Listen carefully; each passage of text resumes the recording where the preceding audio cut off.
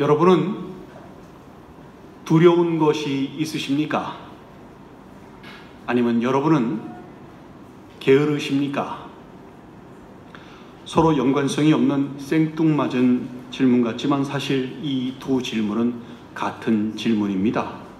어떻게 두려움과 게으름이 같냐고요? 오늘 말씀을 통해서 발견해 보시기 바랍니다.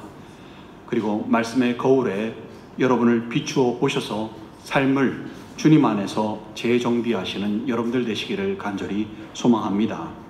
게으름이란 스스로 무언가를 할 수 있는 능력이 있음에도 불구하고 그것을 하기 싫어서 뒤로 미루는 상태를 의미하는데요. 성경에서 게으름은 육적인 게으름을 말씀하는 것이 아니라 영적인 게으름을 말씀합니다. 즉 지금 당장 신앙생활을 제대로 하지 못하는 상태, 도저히 할 수 없는 상태가 아니라 할 수 있는데도 하지 못하는 상태, 지금 당장 하나님과 함께하는 삶, 지금 당장 평안을 누리며 천국을 사는 삶을 살지 못하고 그것을 자꾸 뒤로 미루는 상태, 이것이 바로 성경에서 말씀하는 게으름입니다. 그리고 이 게으름은 영적으로 잠든 상태를 의미하기도 하는데요. 잠언 6장 9절 11절에서요. 게으른 자여, 네가 어느 때까지 누워 있겠느냐? 네가 어느 때에 잠이 깨어 일어나겠느냐? 좀 더 자자, 좀 더 졸자, 손을 모으고 좀 더 누워 있자 하면 네 빈궁이 강도같이 오며 네 곰핍이 군사같이 이르리라 라고 말씀하는데요. 이 말씀은 잠을 줄이고 일을 해야지 돈을 많이 벌고 배고프지 않는다라는 말씀이 아니라요. 영적인 잠에 빠진 사람들에게 이제 그만, 더 늦기 전에 영적인 잠에서 깨어나라 라는 말씀인 것입니다. 많은 사람들이 육적으로는 시간을 아끼며 짜투리 시간까지 쪼개서 쓸 정도로 열심히 바쁘게 살아가지만 영적으로는 게으름에 빠지고 잠에 빠져서 깨어나지 못하고 있습니다. 마음 한구석짜리를 하나님께 내어드릴 여유가 전혀 없습니다. 그리고 그것을 자꾸 뒤로 밀어둔 채 나중에 지금은 사정이 안 좋아서 자꾸 미루며 살아갑니다. 무엇이 문제일까요? 왜 많은 신앙인들이 영적인 게으름에 빠지고 영적인 잠에 빠지게 되는 것일까요? 그것은 그 게으름의 이면에 두려움이 있기 때문입니다. 동전의 앞 뒷면이 다르지만 같은 동전이듯이 게으름과 두려움도 같이 갑니다. 오늘 본문에서요, 게으른 자는 길에 사자가 있다, 거리에 사자가 있다 하느니라 라고 말씀합니다. 이게 무슨 말씀인가 하면 게으른 자의 눈에는 길에 사자가 있는 것이 보인다는 것입니다. 사자가 없는데 보이는 것이 아니라 실제로 사자가 길에 있고 그리고 그 사자가 눈에 보인다는 것입니다. 그러니 지금은 길을 갈 수 없다라고 얘기하는 것이지요. 충분히 이해할 수 있는 합리적인 이유입니다. 길에 사자가 있는데 어떻게 가겠습니까? 기다렸다가 사자가 사라지면 그때 가면 되는 것이니 지금 당장 길을 갈 수 없는 충분한 이유, 나중으로 미룰 수 있는 합당한 이유가 되어 보입니다. 가만히 보면 영적인 게으름에 빠지는 사람들은 나름 다 똑똑하고 지혜롭고 합리적인 사람들입니다. 그렇게 지혜롭고 합리적이니까 무엇이 두려운 것인지 잘 알겠지요. 그리고 어떻게 행동해야 하는지도 잘 아는 것이겠지요. 아무것도 모르는 사람은 그냥 사자 앞에 가서 사자의 밥이 되지 않겠습니까? 그러니 그 사람들보다야 지혜롭고 합리적인 사람들이라 할 수 있겠지요. 본인들도 자신이 맞다고, 자신이 지혜롭다고 여긴다는 거 여러분 아십니까? 본문 밑에 말씀인 잠언 26장 16절에서요. 게으른 자는 사리에 맞게 대답하는 사람 7보다 자기를 지혜롭게 여기느니라 라고 말씀합니다. 이 말씀처럼 게으른 자는요, 자신을 지혜롭게 여깁니다. 근데요, 여러분, 성경은요, 이 지혜를 세상 지혜라고 말씀하고요, 또 이 세상 지혜가 하나님께는 정말 어리석은 것이라고 말씀합니다. 고린도전서 3장 19절 20절에 보면요, 이 세상 지혜는 하나님께 어리석은 것이니 기록된 바 하나님은 지혜 있는 자들로 하여금 자기 꾀에 빠지게 하시는 이라 하였고 또 주께서 지혜 있는 자들의 생각을 헛것으로 아신다 하셨느니라 라고 말씀합니다. 합당하고 타당한 이유로 보여줬는데 이것을 성경은요 어리석은 세상 지혜라고 헛것이라고 말씀하는 것입니다. 그럼 뭘까요? 이 지혜가 세상 지혜이고 어리석은 것이고 헛것이라면 어떤 지혜가 어리석지 않은 주님의 지혜일까요? 그것은요 사자를 보지 말고 주님만을 바라보고 길을 나서는 것이 주님의 지혜입니다. 사자가 있다 할지라도요 사자를 꼼짝 못하게 하시는 주님의 권능의 손을 바라보고 주의 지팡이와 막대기를 의지하여서 주님만을 바라보고 길을 나서는 것이 바로 주님의 지혜인 것입니다. 신앙인이란 그 지혜를 소유한 사람이 신앙인인 것입니다. 게으른 자의 눈에는 길과 거리에 나와서 위협하는 사자만 보이지요. 그리고 길을 나서지 말아야 하는 합리적인 이유들만 떠오릅니다. 그런데요 그거는 언제까지나 세상 지혜입니다. 이들이 본인들 생각으로 나중에 언젠가는 길을 나서서 그 길을 갈 수 있을까요? 그럴 때가 올까요? 아니요, 못 갑니다. 그럴 때 안 옵니다. 사자가 길에서 없어지는 때가 올까요? 아니요, 안 옵니다. 대적 마귀가 우는 사자와 같이 두루 다니며 삼킬 자를 찾고 있거든요. 마귀가 순순히 없어져 주겠습니까? 아니요. 기적이 일어나지 않는 한 절대로 못 갑니다. 그렇다면 길을 떠나지 않는 이들에게 영적인 희망이 있을까요? 아니요, 없습니다. 그래서 이 세상 지혜가 하나님께 어리석은 것입니다. 이 게으른 자들은요 침상에서 내려오지 못해요. 왜냐하면 이유가 있거든요. 내려오지 못할 이유가. 그래서 침상에서 내려오지 못하고 계속해서 영적인 잠에서 깨어나지 못합니다. 본문 바로 아랫절인 잠언 26장 14절에 보면요 문짝이 돌적이를 따라서 도는 것 같이 게으른 자는 침상에서 도느니라 라고 말씀하는데요 문이 연결고리를 중심으로 계속 돌지요. 이렇게 침상에서 내려오지 못하고 그 위에서 뱅글뱅글 돌다가 깊이 영적인 잠에 빠지게 되는 것입니다. 잠언 19장 15절에서 게으름이 사람으로 깊이 잠들게 하나니 태만한 사람은 줄일 것이니라 라고 말씀합니다. 게으름이 사람을 영적으로 깊이 잠들게 하는 것입니다. 영적으로 아무것도 얻지 못하게 하는 것입니다. 이 게으른 자는요 주님께서 밥상을 차려주셔서 그 앞에 갖다 놔도요 먹지를 못합니다. 잠언 26장 15절에서 게으른 자는 그 손을 그릇에 넣고도 입으로 올리기를 괴로워하느니라 라고 말씀합니다. 밥이 다 차려져 있는데 주님께서 밥을 다 차려주셨는데 이제 그 그릇에 음식을 입으로 넣기만 하면 되는데 그것을 못할 정도로 게을러서 영양실조로 죽어가고 있으니 이게 얼마나 어리석습니까? 자신들이 지금 영적인 잠에 빠져 있는 줄 깨닫지 못하고 영적인 영양실조로 죽어가고 있는 것을 깨닫지 못하고 오히려 스스로 똑똑하고 지혜롭다고 생각하고 있으니 이것이 얼마나 어리석습니까? 두려움과 영적 게으름은요 항상 같이 움직입니다. 밖에 사자가 있기 때문에 두려워서 위험하니까 상황이 안 좋으니까 힘든 환경이니까 지금 당장 신앙생활을 하지 못하겠다는 말입니다. 사람들은 나름 타당하고 합리적인 이유, 자신이 지금은 주님 놓으신 십자가의 길, 구원의 길, 생명의 길을 갈 수 없는 이유, 지금 당장 회개하고 돌아서지 못하는 이유, 지금 당장 말씀을 보지 못하는 이유, 지금 당장 기도를 하지 못하는 이유, 지금 당장 믿음을 지키지 못하는 이유, 나름대로의 지혜롭고 합리적인 이유들을 가지고 있습니다. 여러분들은 어떠하십니까? 여러분들에게 사자는 무엇입니까? 무엇 때문에 지금 당장 길을 나서지 못하고 계십니까? 먹고 사는 문제 때문입니까? 혹시 돈을 잘 못 벌게 될까봐 두려우십니까? 진로의 문제 때문입니까? 혹시 좋은 곳으로 못 가게 될까봐 두려우십니까? 시험 공부 때문입니까? 혹시 좋은 성적을 받지 못하게 될까 두려우십니까? 지금 여러분을 둘러싸고 있는 어려운 문제들 때문입니까? 혹시 그 문제들로 인해서 망하게 될까봐 두려우십니까?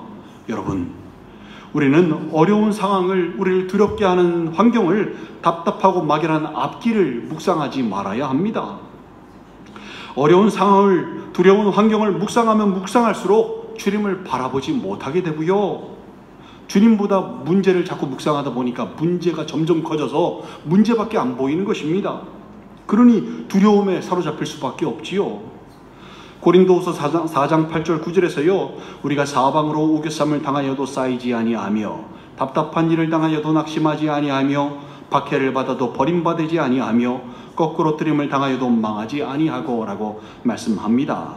두렵게 하는 문제들과 환경이 우리를 둘러싸고 있다고 할지라도 쌓이지 않게 된다고, 답답한 일을 당하여도 낙심하지 않게 될 거라고, 박해를 받는다고 할지라도 버림받지 않을 것이라고, 거꾸로 뜨림을 당한다 할지라도 망하지 않게 될 것이라고 말씀하는데요. 사람들은 자꾸 이게 말씀이 들어오질 않습니다. 아무리 사자를 통해서 우리를 어떻게 해보려고 하여도 우리가 가야 할 길을 가면 그들은 그냥 비켜설 수밖에 없는 것입니다. 걸어가는 길에 여전히 그들은 존재하겠지요. 우리를 둘러싸려고 하면서 위협을 하겠지요. 틈을 보려고 하겠지요. 근데요, 두려워하지 말고 묵묵히 걸어가면 그들은 아무것도 할 수가 없습니다. 우겨쌈을 당하는 것이 두려워, 낙심하게 될 것이 두려워, 버림받을 것이 두려워, 망하게 될 것이 두려워 길을 나서지 않는다면, 그렇게 길을 나서지 않고 가만히 서서 주변에 산재에 있는 문제점들만 계속 묵상하고 있다면 어떻게 되겠습니까?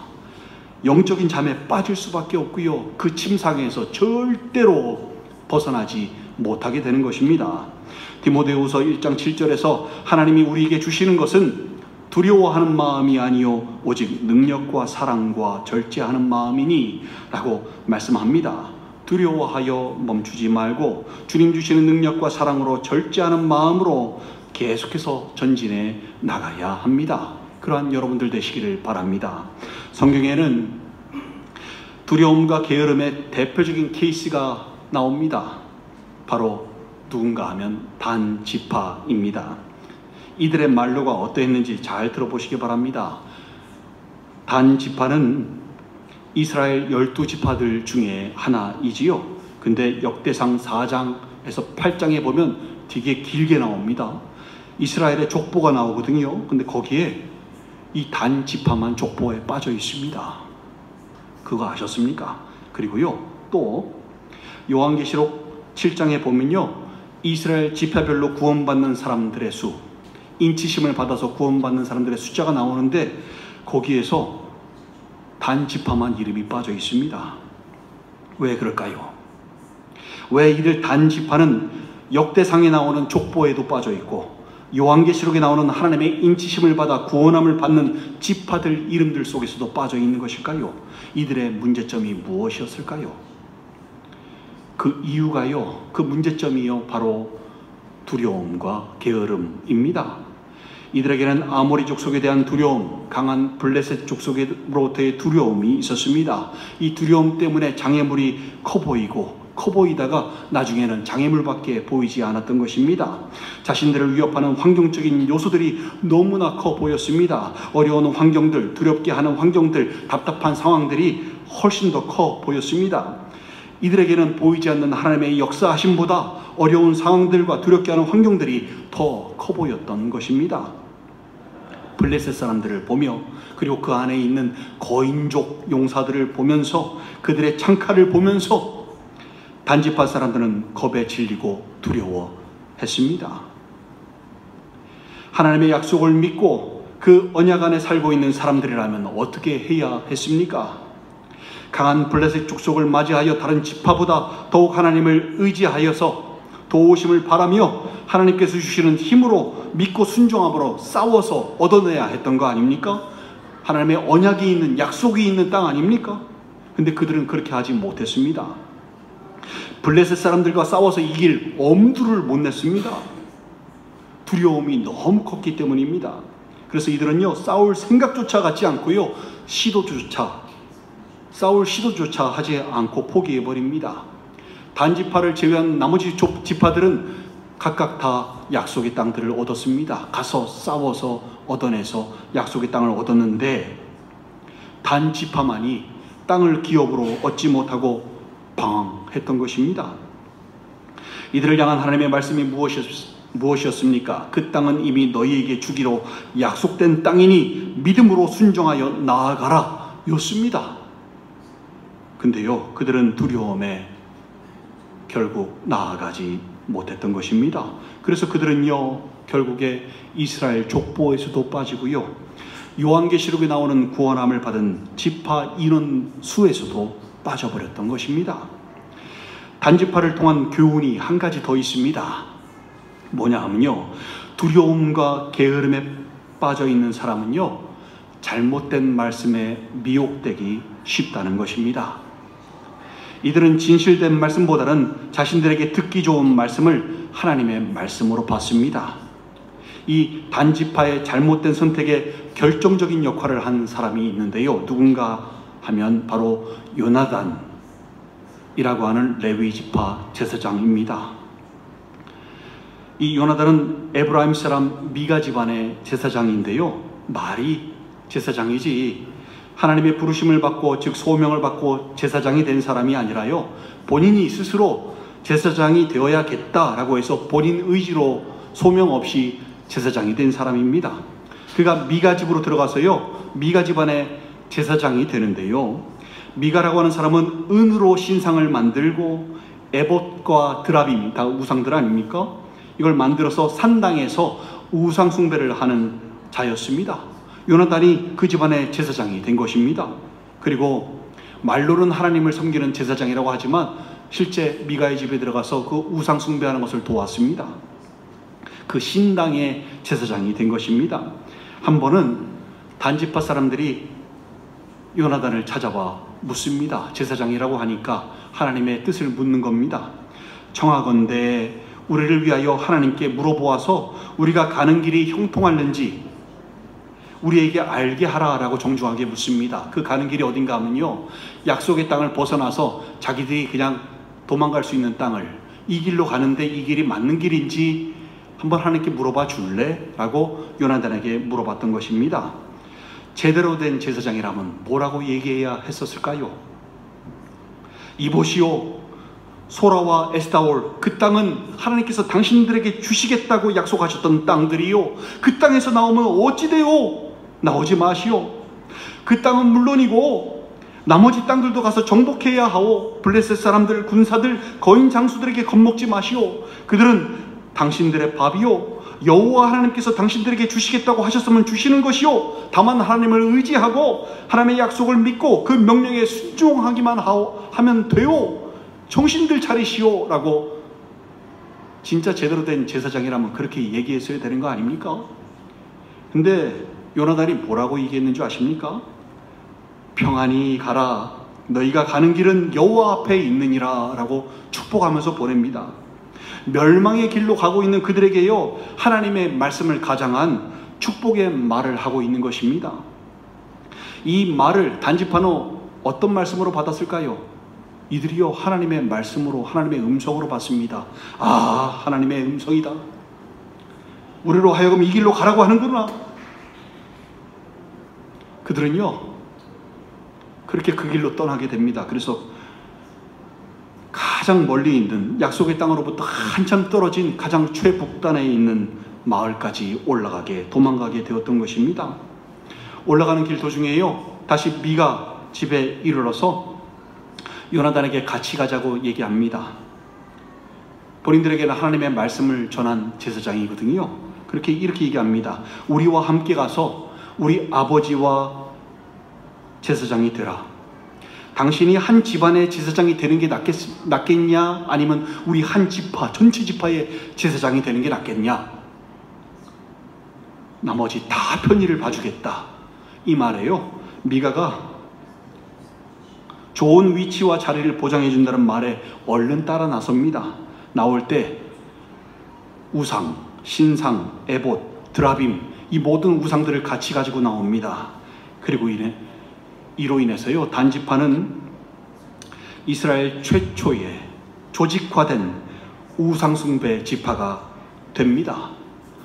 그리고 역대상, 역대하, 열왕기상, 열왕기하에 계속 나오는 패역한 왕, 여로보암의 우상숭배에 아주 중요한 역할을 하는 지파가 됩니다. 그리고 가장 오랫동안 우상숭배를 하는 지파가 됩니다. 이것이 바로 단지파가 역대상에 나오는 족보에, 요한계시록에 나오는 하나님의 인치심을 받은 자 목록에 들어가지 못한 이유인 것입니다. 우리가 지금 살고 있는 이 시대에도요, 요나단과 같은 거짓 선지자들이 넘쳐납니다. 거짓 선생들이 넘쳐납니다. 본인들도 잘 알지 못하는 주님을 전합니다. 그리고 전혀 엉뚱한 말을 합니다. 자신의 생각을 얘기하면서 주님의 말씀인 것처럼 얘기합니다. 넓은 문 넓은 길을 가고 있는 사람들에게 잘하고 있습니다. 구원 받았습니다. 평안히 길을 가십시오. 여러분이 가시는 길은 주님 앞에 있습니다 라고 축복을 합니다. 실제로 넓은 길, 멸망의 길을 가는 사람들이 이 말씀을 어떻게 들을까요? 단지파처럼 하나님의 말씀으로 듣습니다. 왜냐하면 두려움과 게으름 가운데 있는 사람은 잘못된 말씀에 미혹되기 쉽기 때문입니다. 이런 거짓 제사장을 만난 사람들이 바른 길로 돌아올 수 있을까요? 정말 어렵습니다. 단지판처럼 거대한 우상숭배 집단을 만들어내서 함께 망해갈 수밖에 없는 것입니다. 빠져나올 수 없는 거대한 수렁에 빠지게 되는 것입니다. 우리는 조심해야 합니다. 먼저 단지파의 길에서 돌아서야 합니다.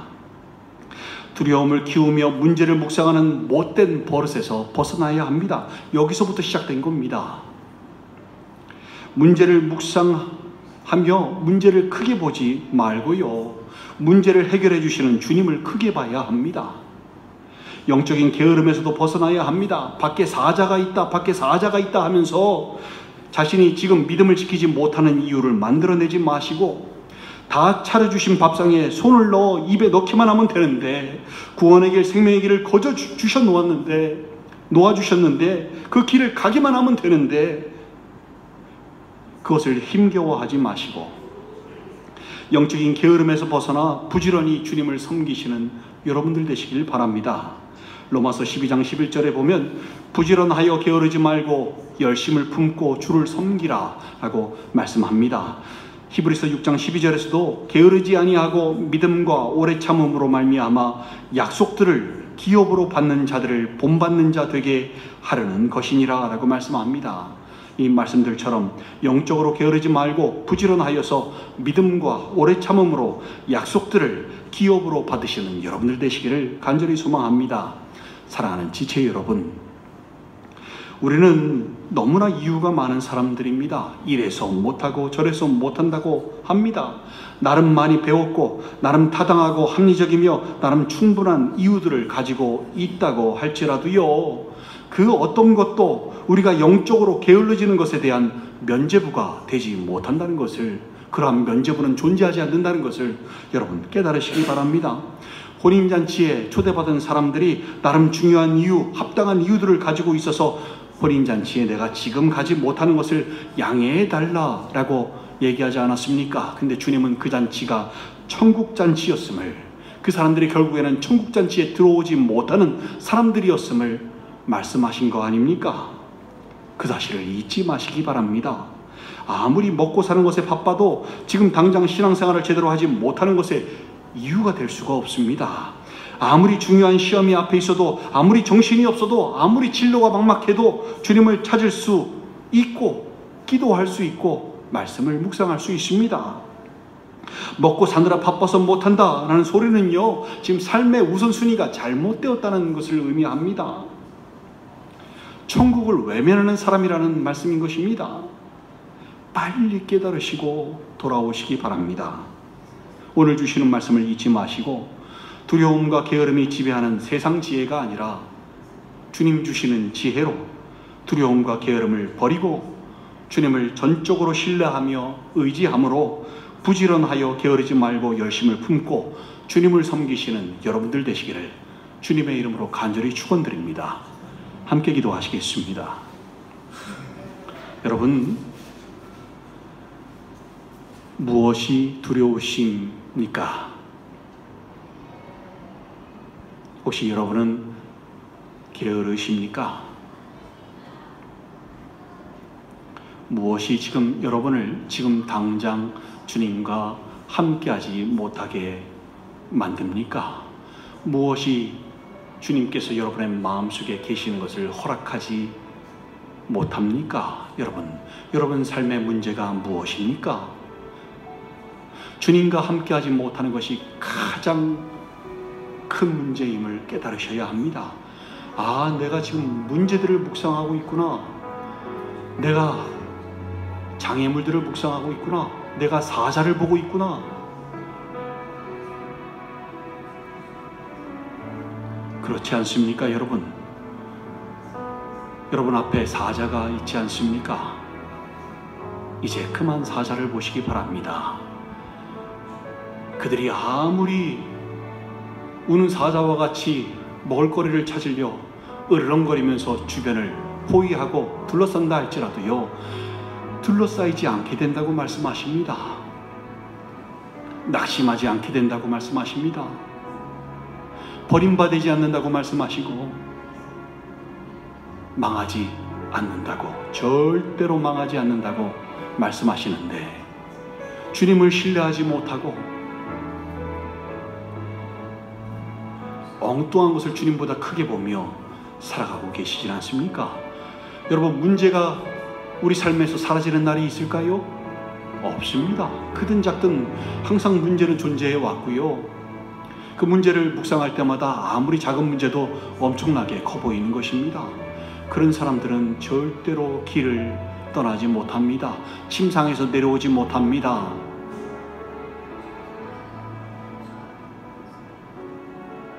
침상에서 돌고 돌다가 뱅글뱅글 돌다가 그냥 깊은 영적인 잠에 빠지게 될 수밖에 없는 것입니다. 여러분, 어떻게 살고 계십니까? 무엇이 두려우십니까? 여러분에게 사자가 무엇입니까? 이제 그만 묵상하시고 주님께 나아오시기 바랍니다. 주님을 크게 보시기 바랍니다. 주님께서 지팡이와 막대기로 우리를 안위하여 주십니다. 사자를 틈타지 못하도록 안위하여 주시는 것입니다. 그저 주님만 보고 걸어갔더니 그냥 문제가 우리 눈앞에서 사라져 버리게 되는 것입니다. 베드로가 주님 보고 물 위를 걷다가 물속으로 빠지게 된 이유가 무엇입니까? 그가 문제들을 풍랑을 봤기 때문입니다. 주님만 보고 걸었다면 빠지는 일이 없었겠지요. 그가 왜 빠졌는지 여러분 잊지 마시기 바랍니다. 삶에서 똑같은 과오를 범하지 마시기 바랍니다. 단지파가 되지 마시기 바랍니다. 시간 기도하시면서요, 지나간 시간들 회개하며 주님 앞으로 나오시도록 하겠습니다. 마음의 문을 여시고 주님을 여러분의 마음속에 모시기 바랍니다. 함께 기도하시겠습니다.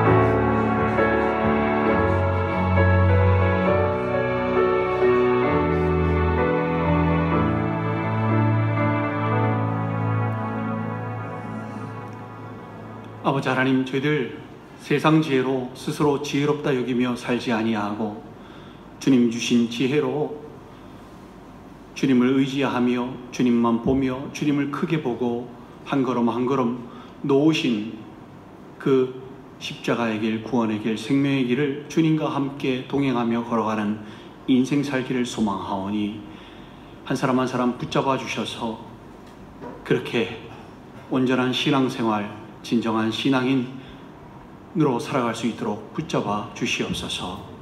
한 사람 한 사람 주님 손에 의탁하오니 붙잡아 주시옵고 이 모든 말씀 우리 구주 예수 그리스도 이름으로 축복하며 기도 올리옵나이다. 아멘.